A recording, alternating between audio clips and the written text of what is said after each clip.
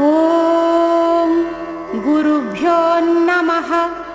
सहस्रशीरुषं देवं विश्वाक्षं विश्वशम्भुवं विश्वं नारायणं देवमक्षरं परमं पदं विश्वतः परमान्नित्यं विश्वं नारायणगुं हरिं विश्वमेवेदं पुरुषस्तद्विश्वमुपजीवति पतिं विश्वस्यात्मेश्वरगुं शाश्वतगुं शिवमच्युतम्।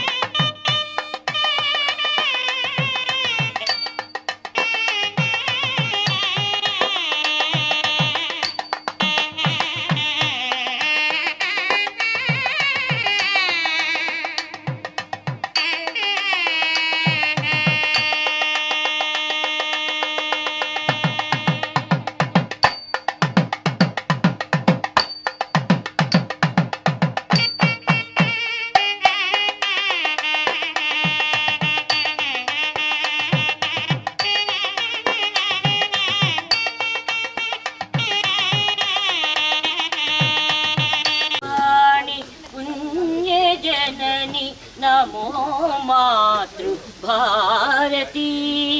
वेदवाणी पुण्यजननी नमो मातृभारती माहेश्वरी महाकाली महालक्ष्मी सरस्वती वेदवाणी पुण्यजननी नमो मातृभारती गंगाजल स्नान पावनांग तुंग शृंगिनी गंगाजल स्नान पावनांग तुंग शृंगिनी पदनुत कन्याकुमारी పదనుత కవిభాషిణి పదనుత కన్యాకుమారి పదనుత కవిభాషిణి పదనుత కవిభాషిణి వేదవాణి పుణ్యజనని నమో మాతృభారతి నమో మాతృభారతి నమో మాతృభారతి. సంప్రదాయం ప్రకారం చివరికి దండలతో అలంకరించడం సంప్రదాయం కాబట్టి దండల కంటే కండవాలు బాగుంటాయని కండవాలు తెచ్చాం. ఆ రకంగా చేస్తాం. శృతి నీవు గతి నీవు ఈ నా కృతి నీవు భారతి శృతి నీవు గతి నీవు ఈ నా కృతి నీవు ఈ నా కృతి నీవు భారతి ఈ నా కృతి నీవు భారతి శృతి నీవు గతి నీవు ఈ నా కృతి నీవు భారతి ధృతి నీవు ద్యుతి నీవు శరణాగతి నీవు భారతి ధృతి నీవు ద్యుతి నీవు శరణాగతి నీవు శరణాగతి నీవు భారతి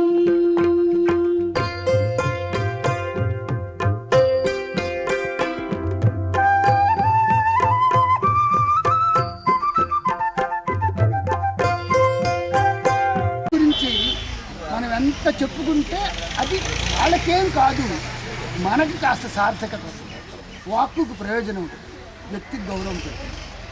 అలా పశుపతి గారి దీంట్లో కవిత్వం ఒక ఎత్తు ఒక పార్శ్వం, వ్యక్తిత్వం రెండో పార్శ్వం. ఆయన మొట్టమొదట కవిత్వాన్ని ఏదో సభల్లో ఒక ప్రత్యేక సందర్భానికో అలా పరిమితమై కవిత్వం రాసేవాడు. ఆయన సీరియస్గా కవిత్వం రాయలే, ఇప్పుడు సందర్భాన్ని అనుసరించి ఆసు కవిత్వం లాగా రాసేవాడు. ఆయనతో ఒకసారి నేను కూడా చిలుమూరు రూరల్ కాలేజీకి, రామ రూరల్ కాలేజీకి మాషారెమ్మటి వెళ్ళి అదృష్టం వచ్చింది. ఒకసారి ఎలా పిలిస్తే సభకు పిలిస్తే అంటే 4 పద్యాలు వినిపించడం అలా చేశాను. తర్వాత కొంతకాలం అలా వచ్చినప్పుడు ఆ పరంపరలో హనుమత్ శతకాన్ని రాశారు. హనుమత్ శతకాన్ని రాసిన తర్వాత వాళ్ళ బంధువైనటువంటి విఠల్ గారు వచ్చి ఈయన రాసి అక్కడ పెట్టేవాళ్ళు, దాన్ని ప్రింట్ చేయించాలని కానీ ఇంకెవరికైనా చెప్పాలని అసలు ఆ రకమైనటువంటి ప్రచార విముఖత మనిషి అనమాట. చేయించిన తర్వాత ఏమనుకున్నామంటే మాస్టారు రాసినటువంటి దీన్ని శిష్యులు మనం దానికి ఒక ఆవిష్కరణ సభలాగా 83-84 ఇక్కడ దేవాలయ ప్రాంగణంలో ఏర్పాటు చేయడం జరిగింది. దానికి బాపట్లో ఉన్న ప్రముఖులందరినీ పిలిచాం. అందరూ వచ్చారు. వాళ్ళు ప్రణబ్ వెంకట గారు అన్నమాట ఇంకా వెంకట్రావు ఈ ఊరు ఎంత సంస్కారవంతమైన స్కూల్ టీచర్స్ ఉన్నారు. హై స్కూల్ టీచర్స్ దగ్గర చేరకుండా ప్రస్తుత దగ్గర చేరేవాళ్ళు. కారణం ఏంటంటే హై స్కూల్లో science teacher science teacher, social teacher social teacher, master సమస్తి మాస్టర్ దగ్గర చేరడం ఇదే తెలుగు తక్కువ చేరల. విద్యార్థులు కూడా తెలివి కలిగింది, పిల్లల తల్లిదండ్రులు కూడా ఎందుకంటే తెలియదు.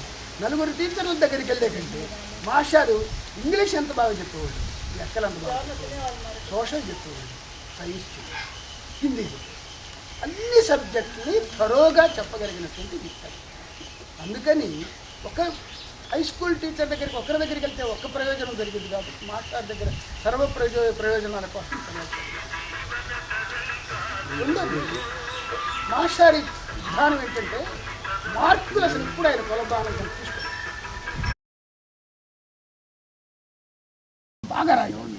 1-2 సార్లు నేను హై స్కూల్లో వెళ్ళిన వేరే చోట పిలవటం జరిగింది. 2-3 సార్లు ఆయనతోటి పాటు అక్కడ ఉగాది పురస్కారాల దీంట్లో మాస్టార్తో కలిసి పాల్గొనే అదృష్టం కలిగింది. చాలా కవిత్వం, చాలా అత్యున్నతమైనటువంటి పురాతన ఆ కవిత్వాన్ని రాయగలిగినటువంటి సత్తా కలిగి ఉంటుంది. రామకృష్ణాచార్య గారు పశుపతి గారికి తోటి ఉన్న సంబంధాన్ని, కవిత్వంలోని లోతుని తెలియజేయవలసిన సభా సామ్రాట్ వాళ్ళకి ఇటువంటి పండిత మహానుభావులకు ఆహూతిలో ఇచ్చేసినటువంటి సదస్సులకు అందరికీ వినయపూర్వక నమస్కారం. సాహితీమూర్తులకు పెద్దలిందరి ముందు తగుదునమ్మాయంచు తలకు మించిన పనికి లేచి వచ్చిన నాదు సాహసము మన్నింప వేడుచుంటిని ముందు విబుధ వరులారమేము. ఇక పశుపతి గారి సాహితీ విషయాల గురించి ప్రస్తావించితే వారి యొక్క వ్యక్తిగత విషయాల నుంచి వెంకట్రావు గారు మాట్లాడారు. ఇక వారి సాహితీ విషయాల గురించి ప్రస్తావిస్తే నాథేన పురుషోత్తమే త్రియగతాం ఏకాధిపే చేతసా సేవ్యే స్వస్య పదస్య దాతరిసురే నారాయణే తిష్టతి ఇంకించిత్ పురుషాధమం కతిపయగ్రామేశమల్పార్థదం సేవాయై మృగయామహే నరమహో మూఢావరాకావయం. కులశేఖరాళ్ళ వారు ఒక శ్లోకం చెప్పారండి. ఇప్పుడు చదివిన శ్లోకం అంటే ఎవరినో రాజుల్ని, పండితుల్ని, మహానుభావుల్ని, ధనవంతులందరినీ ఆశ్రయించి వారి దగ్గర చేతులు చార్చి కవిత్వాన్ని అమ్ముకునే కన్నా నాథేన పురుషోత్తమే త్రిజగతాం ఏకాధిపే చేతసా అన్ని లోకాలకు గృహమైనటువంటి నారాయణమూర్తి నీ చెంతనుండగా ఇతరులైనటువంటి మానవుల్ని ఆశ్రయించడం దేనికయ్యా?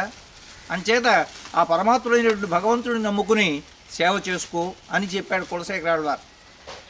అలాగే పశుపతి గారు కూడా తన కవిత్వాల్లో అన్నిటిని ఏది చూచినా సరే ఆ స్వామి యొక్క సన్నిధానం చేరాలనేటువంటి ఆ తప్త హృదయమే కనిపిస్తుంది ప్రతి దాంట్లో కూడా. మాహేయులికించు ఆ హొయలు వర్ణింప సాధ్యమగునే నాకు పరమాత్మ జ్ఞాతునకు పశుపతి పదహేళి పలికించు పదఘోష వర్ణింపతరమే నాకు పదమాత్ర జ్ఞాతునకును. మాహేయి కావ్యంలో ఆయన యొక్క రచన వర్ణనాతీతం.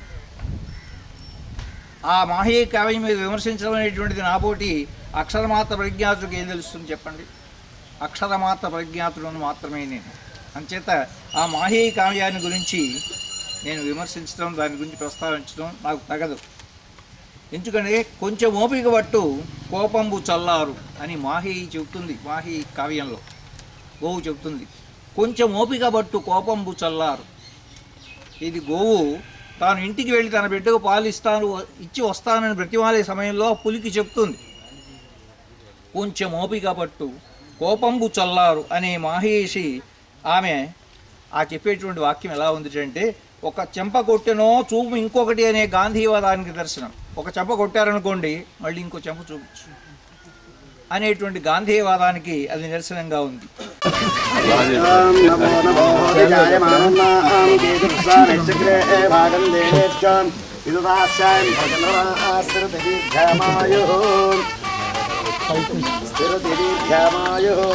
సమస్సన్మంగళాని భవంతు ఏదం పరిపూర్ణ సమలాసిద్ధిరస్వతి తత్ర శ్రీమంత ధీమంత మహంతో గృహంతు.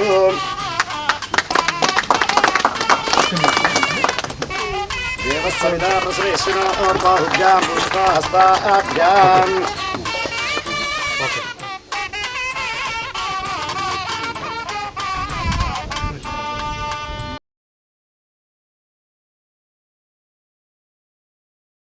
గారి గురించి సంక్షిప్త పరిచయం అంటే, పశుపతి గారి అబ్బాయికి ఈయన బియ్యం కుటుంబంతో అత్యంత సన్నిహిత సంబంధం, బాంధవ్యం. ఇచ్చినందుకు మా తాతగారికి ఒకసారి నమస్కారం చేస్తున్నాను. ఓగేటి వారికి మాకు దాదాపు 70 సంవత్సరాల నుంచి అనుబంధం ఉన్నది. మా పెదనాన్న కూతుర్ని పాండురంగ విఠల గారికి ఇచ్చాం. పశుపతి గారిని నేను ఒక్కసారే చూశాను. అందువల్ల వారి యొక్క విశేషాలు నేను ఎక్కువగా చెప్పలేను. అయినప్పటికీ ఒక విషయం చెప్పి, చైతన్య మొసగు భాస్కర మండలమున నిప్పులు గుప్పు కిరణాలు నిలిపిన అందంబులను చిందు ఇందుబింబమునందు మాసిపోవని మత్సమలచినావు. మువ్వన్నె మెరపుల మురిపించు పులియందు క్రూరభావము నాటుకొల్పినావు. కలగీతికెళ్ళ లోకమందరించు కోకిలమ్ములకు కాటుక రంగు పులిమినావు. దురవాప భీకరోద్ధుర ధరాధర కందరీ సీమలో శాంతి పోసినావు. అభీల హాలాహలా భోగ భోగీంద్ర తనువులో మార్దవ మునిచినావు.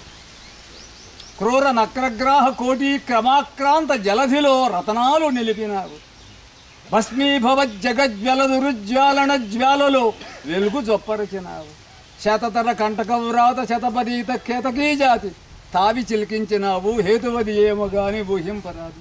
చిత్రధర్మయ్య నీదొగు సృష్టి సరణి అప్రతిహత చరాచరాత్మ ప్రపంచ హృదయ చిన్మూర్తి నీ శక్తికి ఇది జోహారు. శరమెక్కి రుసరుసల చెరకు గంగమ్మ ఉద్వేల కల్లోలాల గోలలందు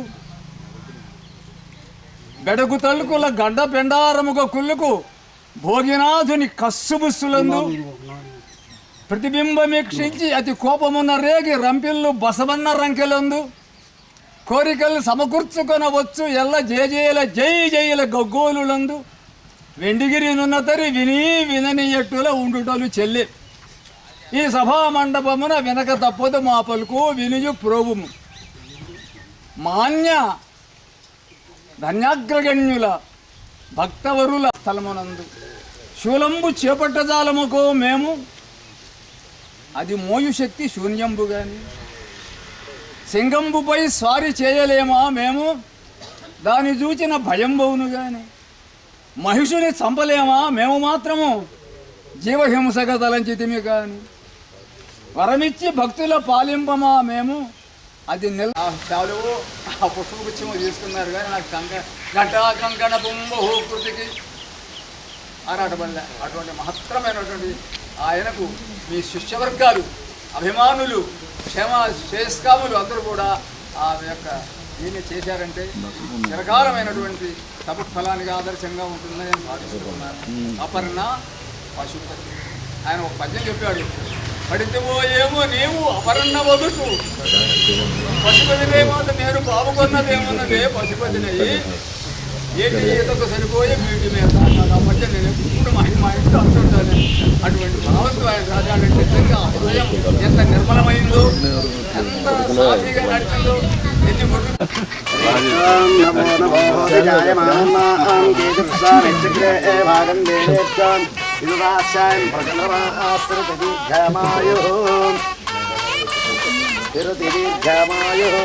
సమస్సన్మంగళాని భవంతు. వేదోక్తం పరిపూర్ణ సమలాసిద్ధిరస్తుది తత్ర శ్రీమంత ధీమంతరహంతో రగృహంతు.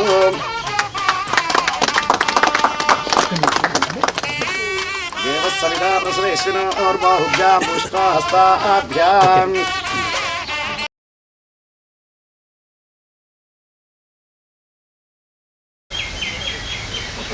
తర్వాత ఉపన్యాసం ఆర్ట్స్ కాలేజీ విశ్రాంత హిందీ ప్రొఫెసర్ గారు అయినటువంటి అభాసాంబ మధుర కవి మీ అందరికీ సుపరిచితులైనటువంటి కేవీఎస్ ఆచార్య గారి పుష్పతి గారి గురించి మన ఆనందాన్ని పుష్పతి గారి కవిత్వంలోని వీటిని అణిముత్యాలు లాంటి ఆయన పద్యాల్లోని చెప్పటాన్ని మణిరాజిత పుణ్యమూర్తి యోగీశ శాశ్వత శరణ్య భవాబ్ధిపోత లక్ష్మీ నృసింహ మమ దేహి కరావలంబం. సభాకల్పతరుం వందే విద్వద్భ్రమరస్ఫుటితం. పశుపతి గారి ద్వితీయ వర్ధంతి సందర్భంగా ఈ సమావేశ పదాల పారిజాతాలతో నా హృదయపూర్వక అభినందన చందనాలను అందజేస్తున్నాను. పశుపతి గారిని గురించి మాట్లాడాలా, నా సాహిత్య వరివస్యని గురించి మాట్లాడాలా అని ఒక చిన్న అనుమానం వచ్చింది. ఎందుకనంటే మా నరసింహ దీక్షిత కవి గారు సన్మానితుడిగా సన్మానితుల యొక్క అర్హత చెప్పుకోవటమా అన్నట్టుగా మరి వారు సాధించినటువంటి అనేకమైన విజయాలన్నింటి ఇక్కడ విన్నవించున్నారు.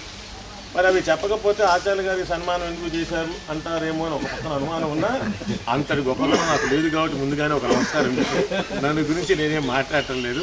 నేను కేవలం పశుపతి గారితో నాకున్నటువంటి అనుబంధాన్ని మీకు తెలియజేస్తాను. పశుపతి గారిని రోడ్డు మీదకి తీసుకొచ్చిన వ్యక్తిని నేను. మొట్టమొదటిగా కనిపించినప్పుడల్లా నన్ను మందలించే మాట ఏమిటంటే, ఎక్కడో నేను విద్యాక్షేత్రంలో హాయిగా కూర్చుని నా కవిత్వాన్ని నేను రాసుకుంటూ ఉంటే తను నలుగురిలోకి తీసుకొచ్చి రోడ్డును పడేసేవయ్యా, ఎందుకయ్యా ఆచార్య నా మీద నీకు ఇంత ప్రత్యేకమైన ఆగ్రహం అంటూ ఉండేవారు. ఎందుకంటే పశుపతి గారు ఎంత గొప్ప మహాకవి అయినా ఎక్కడా సందర్భాలను బట్టి కవి సమ్మేళనానికి రావటం కానీ, సభలకు రావటం కానీ, మిగతా ఊళ్ళకి వెళ్ళటం కానీ ఏమీ చేసేవారు కదా. నేను చాలాసార్లు ఆయన దగ్గరికి వచ్చి ఇక్కడ కూర్చుని మీరు రావాలి రావాలన్నా కూడాను నాకు అలా నడుగుల్లోకి రావటం ఇష్టం లేదయ్యా, నేను ఇక్కడే ఉంటాను, మీకోసం కాదండి మా కోసం రావచ్చు కదా, మీకు ఇలాంటి ప్రచారాలు ఇష్టం లేకపోవచ్చు ఇలా 10 మందిలోకి రావటం మీకు అభిష్టం కాకపోవచ్చు, కానీ ఎందరో యువ కవులకు ఒక ప్రేరణ ఇవ్వటానికి మీరు నలుగురిలోకి రావాలి కదా అంటే ఆయన మన్నించి వచ్చారు. వచ్చిన తర్వాత చివరి వరకు కూడాను ఆయన ఎన్నో రకాలైనటువంటి ఒక సభలలో తమ మధురమైన వాణితో శ్రోతలందరినీ కూడా ఆనంద రస తరంగాలలో ఓలలాడించేటువంటి ఒక మహానుభావుడు. కవిత్వం రాయటం వేరు, రాసిన కవిత్వాన్ని అందంగా వినిపించటం వేరు. కవులు 2 రకాలుగా ఉంటారు. బాగా కవిత్వం రాసేవాడు, బాగా చదవలేనివాడు. శ్రీశ్రీ గారు అద్భుతంగా గేయం రాసేవాడు, కానీ చదవమన్నప్పుడు మాత్రం తొట్టుపాడు పడుతూ తడబడుతూ ఆయన రాసిన గేయాన్ని వినిపిస్తూ ఉంటే ఈ గేయాన్ని రాసింది శ్రీశ్రీ గారేనా అనిపించేట్టుగా ఉంది. మరికొంతమంది కవులు ఉంటారు, బాగా రాస్తారు, బాగా చదువుతారు కూడా. వారు ఆ పద్యాన్ని చదువుతూ ఉంటే పద్యంలో ఉన్న హృదయమైన భావం ఏదైతే ఉందో మన మనోపట్ల మీద నర్తనం చేసేటట్టుగా సంగీతాన్ని జోడించి పద్యాన్ని ఆబాల గోపాలాన్ని ఆకట్టున్నట్టుగా చదివేటటువంటి కంఠ మాధుర్యం కూడా ఉన్నటువంటి ఈ 2వ కోవకు చెందినటువంటి ఒక మహనీయుడు సంస్కృతి గారు. ఆయన రాసిన పద్యాన్ని ఆయన అనుభూతిపూర్వకంగా వినిపిస్తూ ఉంటే తన్మయత్వం ఎదుర్కొండా ఉన్నటువంటి ఒక శ్రోతలందరూ కూడాను ఆ పారవస్యంలో తేలియాడాలి. అంత చక్కటి పద్య పఠనం, భావానికి అనుగుణంగా ఆ పద్యాన్ని వినిపించేటటువంటి ఒక శక్తి 10 మందికి తెలియాలన్నా కూడా మీరు నలుగురిలోకి రావాలండి అని. ఆయన గురించి మనం గొప్పగా చెప్పడం కాదు, మహామహా కవులే ఆయన గురించి ఎంతగానో ప్రశంసించారు. ఆయనకు ఎంతో ఆత్మీయంగా ఉండేటటువంటి కవి తెలుగు లంక తుమ్మల సీతారామూర్తి. తర్వాత చౌదరి అనే మాటను తీసేసి ఆయన సీతారామూర్తిగా ఉండి ముందు ఆయనకి అభినవ తిక్కన అని ఇచ్చారు బిరుదు. ఇస్తే నేను తిక్కనను కాదు, అంత గొప్ప పదవి మోసేటటువంటి అర్హత నాకు లేదు అని తెలుగు లెంకగా మార్చారు. అలాగే పశుపతి గారికి అభినవ పోతన అని బిరుదు. అయితే ఆయన అభినవ పోతన అనే బిరుదును కూడాను ఎక్కడా ప్రకటించడానికి ఒప్పుకునేవారు కాదు. అయితే పోతన గారి యొక్క జీవన విధానం ఎలా సాగిందో, కవితా వ్యవసాయం ఎలా సాగిందో, పశుపతి గారి యొక్క జీవన విధానము కవితా వ్యాసంగము కూడా అలాగే సాగినటువంటి ఒక చేత హలాన్ని మరొక చేత కళాన్ని పట్టు తర్వాతనే ఆ కార్యక్రమాన్ని చేస్తారు. వెంటనే శేషుబాబు ఆయనకు ఆ కావ్యాన్ని అందించడం, అది ఏకబిగిన చదవటమే కాకుండా 2-3 సార్లు చదివి నాకు ప్రత్యేకంగా ఫోన్ చేసి శేషుబాబు చెప్పాడయ్యా ఎంత గొప్ప కవిత్వం అది, ఆ మహానుభావుడు. ఆయన తర్వాత వచ్చి ఇక్కడ కూడా ఒకసారి ఆయన చూశారు. మరి అని చెప్పి దాన్ని మళ్ళీ పునర్ముద్రించి చాలా పెద్ద ఎత్తున ఇక్కడ ఒకసారి మళ్ళీ పొన్నూరులో కూడాను ఆ కావ్యానికి ప్రత్యేకమైనటువంటి యొక్క ఆవిష్కరణ జరిగింది. భగవంతుడి యొక్క విరహంలో బాధపడుతున్నటువంటి యొక్క మనస్సు ఏ రకంగా విలవిలలాడుతూ ఉంటుందో వేదన పొందుతూ ఉంటుంది. సర్వత్రా వ్యాపించినటువంటి యొక్క పరమాత్మను దర్శించడానికి వీచే గాలిలో, పూచే పూలలో, ఎగిసే విహంగంలో, ఎగిరే తరంగంలో ఎట్లయినా సరే ఆ పరమాత్మ యొక్క రూపాన్ని చూడాలని తపనించేటటువంటి యొక్క మనస్సు యొక్క వేదన ఎలా ఉంటుంది. లేదా ఒక స్థాయికి వెళ్ళిన తర్వాత నీవు నేను అనేటటువంటి యొక్క భేదం మరిచిపోయిన తర్వాత నువ్వే నేను అన్నటువంటి యొక్క అద్వైత సిద్ధి జరిగినప్పుడు ఆ హృదయం ఎలా ఉంటుంది, వాటికి సంబంధించిన భావాలని పశుపతి గారు సప్త హృదయంలో మనకి రాసిపోసినట్టుగా చూపించారు. ఏ పద్యాన్ని కదిలించినా కూడా ఆయనది కేవలం మౌనముద్రలోనే ఉంటాయి. ఆ మౌనముద్రలో ఉండి మహామౌన వ్యాఖ్య ద్వారా శిష్యులందరికీ కావలసినటువంటి యొక్క అపారమైన జ్ఞాన సంపదను అందించేటువంటి మహానుభావుడు. కాబట్టి ఇక్కడ మనం కేవలం ఏదో లౌకికమైన భౌతికమైన సంపదతోటి భగవంతుని తూచాలి కొలచాలని అనుకుంటే ఆ స్వామి పలకడు. ఆయన కావలసింది బాహ్యంగా మనం చేసేటటువంటి ప్రదర్శన కాదు, ఆంతరంగంగా ఆయన పట్ల ఉండేటువంటి భక్తి కావాలి. అటువంటి భక్తి లేనప్పుడు ఇవన్నీ ఎన్ని చేసినా ప్రయోజనం లేదు. నీకేం కావాలో చెప్పు అంటూనే ఆయన కావాల్సిన పశుపతి గారు మనకి చెప్పారు. మనం చేసే బాహ్యమైనటువంటి ఆడంబరాలు కాదయ్యా, అంతఃశుద్ధితో కూడినటువంటి యొక్క చిత్తాన్ని పరమాయత్త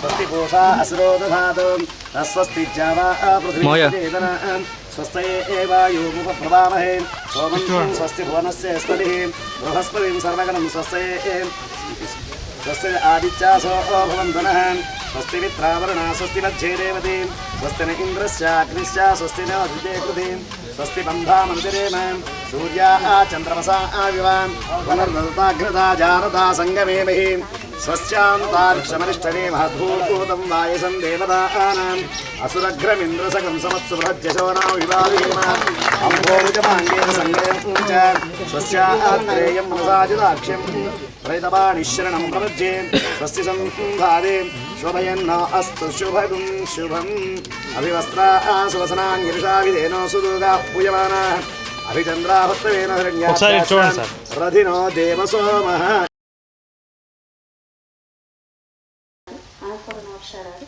మురళీధరరావు గారు విజయవాడలోని గ్రేడ్ తెలుగు పండితుగా చేశారు. వారు అనేక ధార్మిక కార్యక్రమాల్లో పాల్గొనడమే కాకుండా అనేక రంగాలకి వారు వచ్చి అడిగితే మీ అభిప్రాయం రాయిందంటే చక్కని వ్యాఖ్యానాలతో విమర్శలతో పరిశోధనాత్మకంగా విమర్శలతో రాసేవాళ్ళు. అనేక గ్రంథాలను సమీక్షించి పార్వతీ పరమేశ్వరులకు ఈ పార్వతీ పరమేశ్వరులు ఇవాళ విగ్రహావిష్కరణకు నోచుకున్న పార్వతీ పరమేశ్వరులకు వేదికను అలంకరించిన సరస్వతి స్వరూపులైనటువంటి విద్వాంసులకు ఆరూపులైనటువంటి అభిమానులకు రావడం సంబంధించిందో నాకు తెలియదు. అయితే ఇది భగవాన్ లేలే ఉంటుంది. ఎందుకంటే మీ అందరూ ఇక్కడ ఉన్నటువంటి అందరితో ఇంతమందికి ఓగేడు పశుపతి గారితో అనేక రకాల సంబంధ బాంధవ్యాలు ఉన్నాయి. నాకు ఏ రకమైన సంబంధ బాంధవ్యం లేదు. ఆ సాహిత్య బాంధవ్యం నన్ను ముప్పిరి కూడా తీసింది. మా అంజనీ గారు శ్రీధర్ గారి భార్య. శ్రీధర్ గారు అంటే రంగావచ్చిన వారు, నేను రంగావచ్చిన వారినే. ఇది సజాతి. రెండవది ఏంటంటే మా శ్రీధర్ గారు మా మేనల్లుడి కోడలికి మేనమామ బంధుత్వం. మేమిద్దరం టీచర్ గారు మేమిద్దరం స్పాట్ వాల్యుయేషన్లో కలిసేవాళ్ళం. ఆనాడు వాళ్ళ నాన్నగారి గురించి ఆవిడేమో మాట్లాడలేం. ఇటీవల కాలంలో కొన్ని సమీక్షలు నేను కొన్ని పుస్తకాల మీద రాసినప్పుడు మా నాన్నగారు కవితను రాశారు, కవిత్వం రాసేవాళ్ళు అండి అని కొన్ని పుస్తకాలు ఒక ఏడాది క్రితం ఇచ్చారు. నేను క్షమించమని అందరినీ కోరుకుంటున్నాను.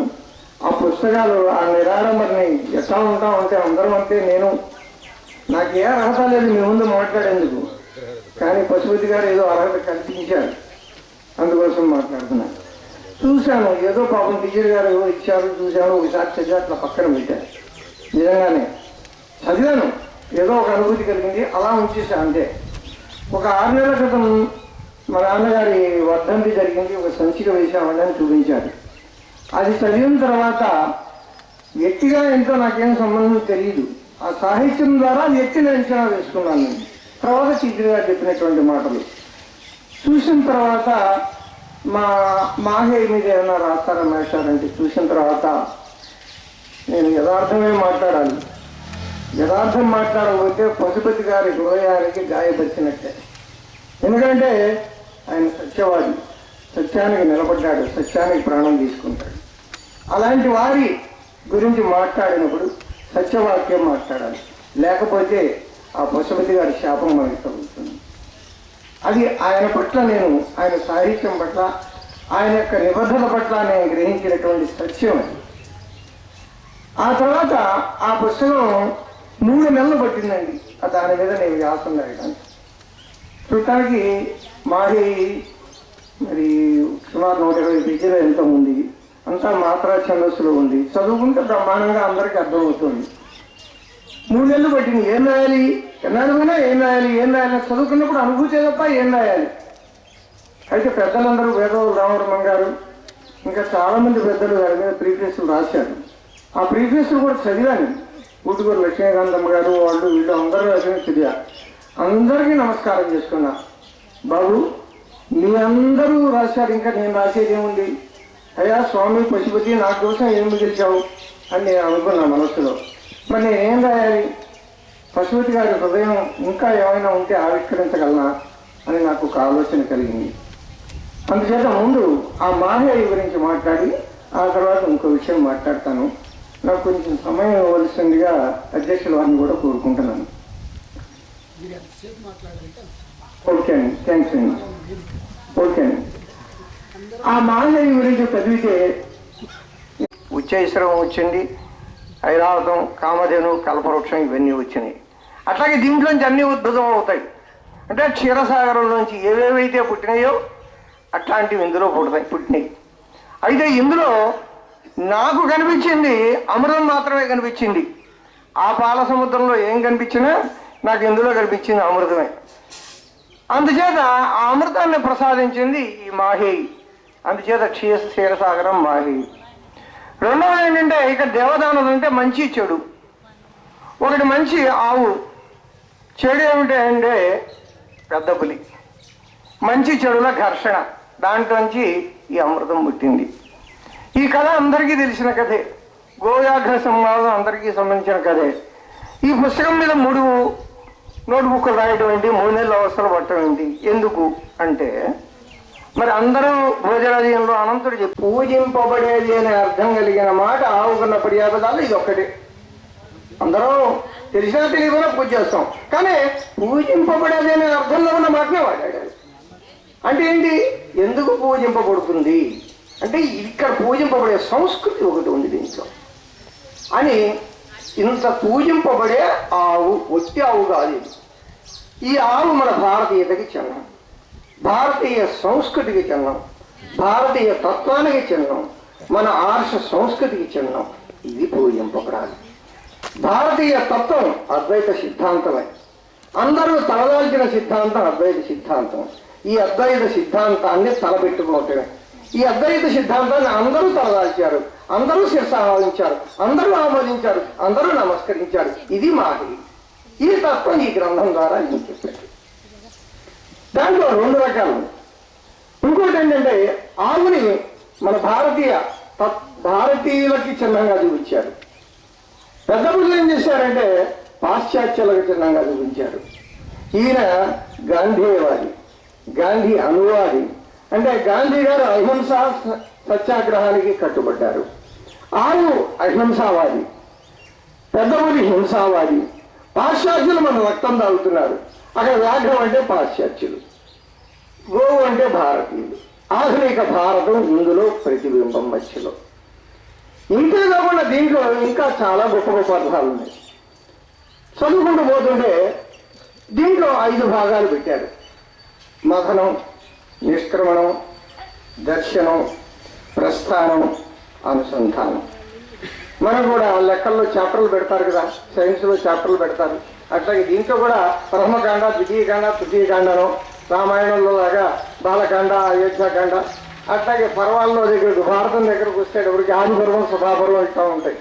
వీరు అలాంటి ప్రథమాశ్వాసం, ద్వితీయాశ్వాసం, ప్రథమ భాగం, ద్వితీయ భాగం అనకుండా మథనము, నిష్క్రమణము, దర్శనము, ప్రస్థానము, అనుసంధానం. దేవుడి ఈ మాటలు ఎందుకు పెట్టారు అని ఆలోచించి, అసలు ఈ మాటలు ఈయన ఎందుకు పెట్టారు అని ఆలోచిస్తే అద్భుతమైన, అంటే వ్యాసంలో పరిపూర్తిగా ఇచ్చాను నేను. సంక్షిప్తం చేసే మీ సమయాన్ని మిమ్మల్ని అందరినీ ఇబ్బంది పెట్టకుండా చెప్తాను. ఈ 5 చూస్తే ఎలా ఉన్నదంటే పెద్ద పూలు వస్తుంది. ఇది కూడా తత్వ ప్రతిపాదకంగానే పెట్టారు ఇవన్నీ. దీంట్లో ప్రధానమైనటువంటి తత్వం ఏమిటి అంటే జీవాత్మ పరమాత్మ దగ్గరికి వెళ్ళడం. గోవు జీవాత్మ. జీవాత్మ ఆ జీవుడి యొక్క లక్షణం ఏంటంటే సర్వం కలం ఇదం బ్రహ్మ. అన్నిటిలోనూ బ్రహ్మను చూస్తుంది. అది వ్యాఘ్రంలోనూ పరబ్రహ్మను చూసింది, తన బిడ్డలోనూ పరబ్రహ్మను చూసింది. అంటే తన యొక్క పైన ఎక్కడికి వచ్చిందంటే యాదృచ్ఛికంగా తన భావంలో భగవంతుడు తన ముందు సాక్షాత్కరించాడు. గోవును భువనదాతృ కల్పకమట్లు నవ్య శాస్త్రము మెలంగా నడుమ మనసు గోంగ నాటు మంతంబున పడించినాడపవలు రేయి చెమట దర్శనులక చీగగాని స్వామి కుదరలేదు శాంతి కొంచెమేమి. నాకు శాంతి కుదరలేదు అన్నాడు. అయితే శాంతి కుదరలేదంటే ఆయన ప్రయత్నం చేశాడు. ఆయనంటే దీంట్లో ఏం రాసింది, హిమవర్ణక శిఖరాలు లాంటి ఉపనిషత్తులన్నీ చదివాను, పురాణాలన్నీ చదివాను, కావ్యాలన్నీ చదివాను, ఆధునిక శాస్త్రాలను కూడా చాలా చదివాను, అయినా నాకు మనశ్శాంతి దొరకలేదు. ఈయన ఎంత మహావిద్వాంతుడో దీన్ని బట్టి మీకు అర్థమవుతుంది. ఇకపోతే ఇంకా 1-2 విషయాలు. ఈయన పాండిత్య వైభవం అనేది తత్వహృదయం కూడా చాలా గొప్పది, తప్పనిసరిగా తెలుసుకోండి. హృయాంబురుహ కర్ణికైకాగ్రనీవారసు కవత్తను తరజ్యోతివనుచు భ్రూమధ్య చక్షుత్సమీలన ప్రస్ఫురద్దివ్య చైతన్య చైతన్య రాశివనిచు షట్చక్ర శిఖర రాజ సహస్రార ప్రజాంతరాచ పరమహంసమనుచు దారద్యుత నట దశవిధ నిస్వార పరపర ప్రణవ శబ్దం మవనుచు నిన్ను మూర్చి బుధులు చెప్పిరెన్నో ఎన్నో. అంటే ఆ రకమైనటువంటి పరంపరలో జన్మించిన వ్యక్తి ఆ చివరి క్షణాలు మేము చూడలేదు ఎలా జరిగినాయో కానీ చాలా పరమానందంగా, అంటే శివ సాహిత్యం అంటారు కదా, పుష్పతి గారు కదా శివ సాహిత్యం చెంది ఉంటారని మనం భావిస్తాం. అనేక కృతజ్ఞతలు తెలియజేస్తూ మీకు సన్మానం చేస్తాం. ఇటు సార్.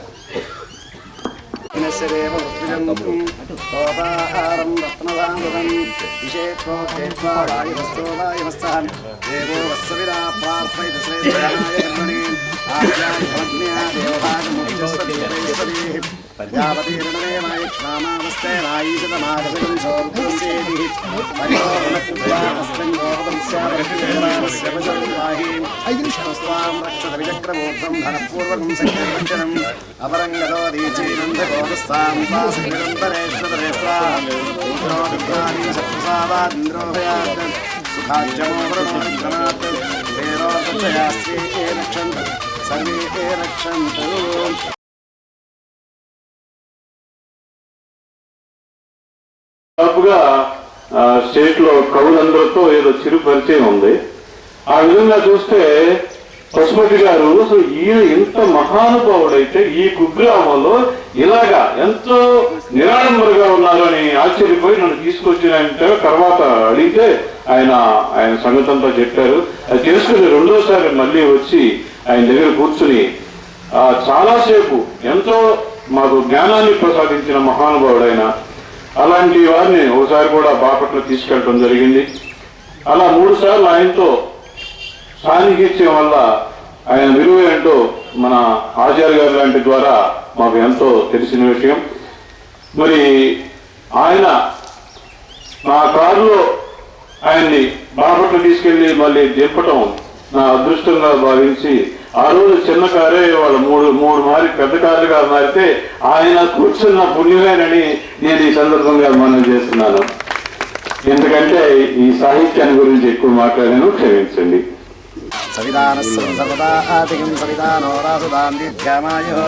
నమో నమో భవతి జాయమానం కేతుసానిగ్రహరాజం దేవేభ్యో వివాసాన్ ప్రచంద్రమాస్థిరతి దీర్ఘమాయు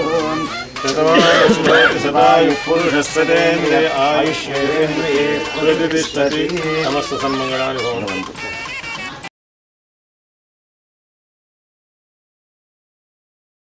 సభ్యులకు అందరికీ నా నమస్కారాలు.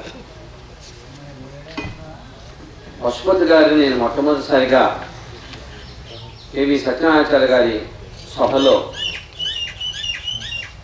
వారిని అభినందించడానికి గంగా తరంగ స్వచ్ఛ సంగతి అనేటువంటి పద్యంతో ప్రారంభించినప్పుడు, ఆయన చదవటం ప్రారంభించినప్పుడు ఆ కంఠధ్వని విని ఒకసారి నా కళ్ళు డోరి వెళ్ళాయి, ఎవరి వ్యక్తి ఇంత స్ఫుటంగా పద్యాన్ని చదువుతున్నాడు అని. అంతకుముందు నేను ఎప్పుడు చూడలేదు.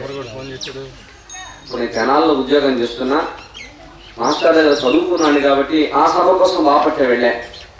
తర్వాత ఒకరోజు నేను తెనాల నుంచి ప్రత్యేకంగా ఈ ఊరు వచ్చి వారితో ఒక అరగంట సేపు మాట్లాడి, మీ పుస్తకాలు నాకు ఇవ్వండి, నేను ఒకసారి చదువుకుంటాను అని పుస్తకాలు అడగడానికి ఊరు వచ్చాను.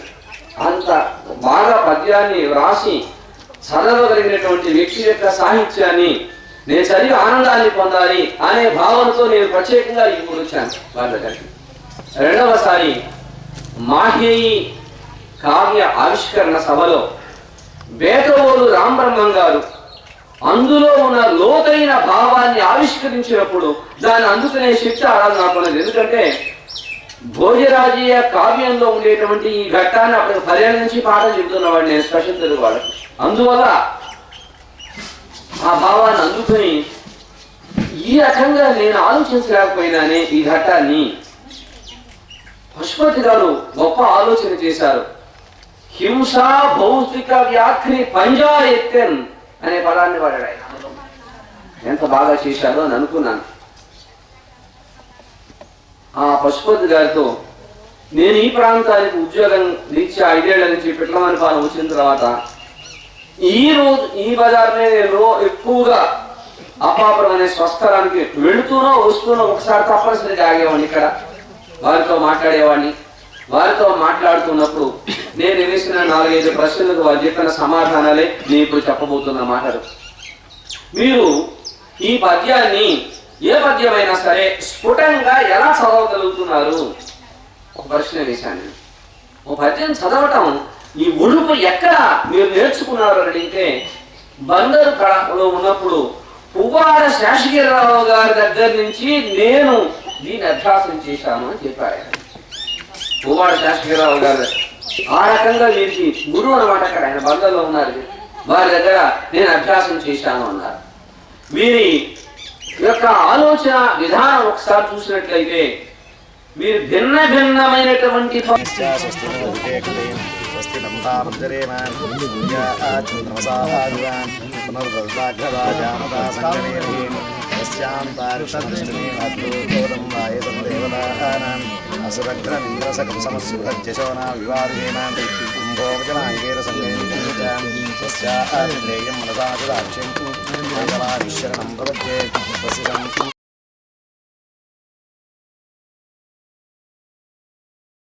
గారి దగ్గర మేము చదువుకునే రోజుల్లో పశుపతి గారి గురించి మాకు తెలిసింది శూన్యం.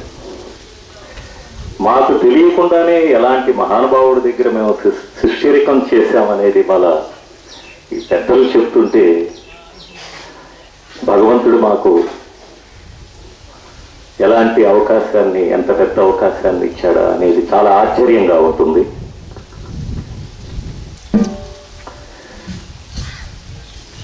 మనిషి తను సంపాదించుకున్న రొట్టె ముక్కని అతనే తింటం అనేది ప్రకృతి.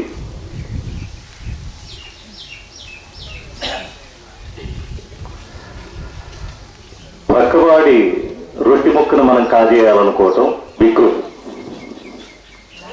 మన రొట్టె ముక్కలో కొంచెం పక్కవాడికి కూడా పెడదామనేది సంస్కృతి. అలాంటి సంస్కృతి సంపూర్ణుడు, మహానుభావుడు ముత్యాలమ్మ దెబ్బన. అదే రకంగా ఆంజనేయ స్వామి గుడి, పెద్దలు చెప్పినట్టు ఈ పొలాలు అవి కొలవటం కానీ, ఆయనలో ఉన్న స్వచ్ఛత, ఆయనలో ఉన్న నిజాయితీ, ఆయనలో ఉన్న గొప్పతనం, ఇవి ఇవాళ